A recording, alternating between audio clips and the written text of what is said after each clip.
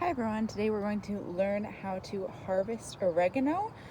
So I have a couple types of oregano here. We have our traditional Greek oregano, or what you'd typically get at the grocery store for more like spaghetti sauce, what you'd think of as oregano.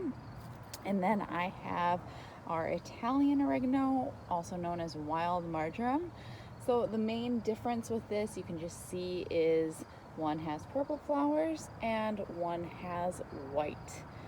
So one thing is, if you want more pungent flavor, some people think letting it flower will give you more of a bitter taste. So if you really want peak flavor, you'll want to come in and harvest before it flowers. I like to leave it because I think it is kind of a nice landscape effect. You can see like this one, it has really nice purple flowers here. So I wait until it flowers, also because sometimes you just don't get to it.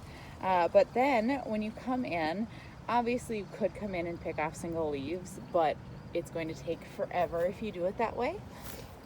So what I would like to do is I'm just going to take a scissors and come in towards the bottom here and just snip off. You might need a shears or to do it with your right hand instead of trying to do it left hand. And you'll just end up with this whole, let's shake off some of the grass here, whole leaf like this. And it's okay if you leave the flowers on. I think they're fine to eat. Some people remove them before you dry it. But you'll go through and snip off pieces like that all the way at the base. If you don't want it to flower and you see flowers forming, snip that one off all the way at the base to encourage more growth. Once you're done, you can dry these either by hang drying them from a cupboard or a clothesline, anything like that, or just rinse them off and throw them in your dehydrator. I usually put the whole thing on. It will dry faster if you remove the stem, but again, it's very time consuming to remove all these leaves. So I just rinse it and put it in the dehydrator on about 115 for roughly 8 hours. So we have one here. We are just going to keep going through until you've harvested about a third of the plant. Any more than that and it can stunt some of the growth. The exception to that, for us at least in northern climates, is we will typically cut basically the entire plant back to the ground right before it freezes, because it's not going to grow anymore in the winter and we want to maximize the harvest.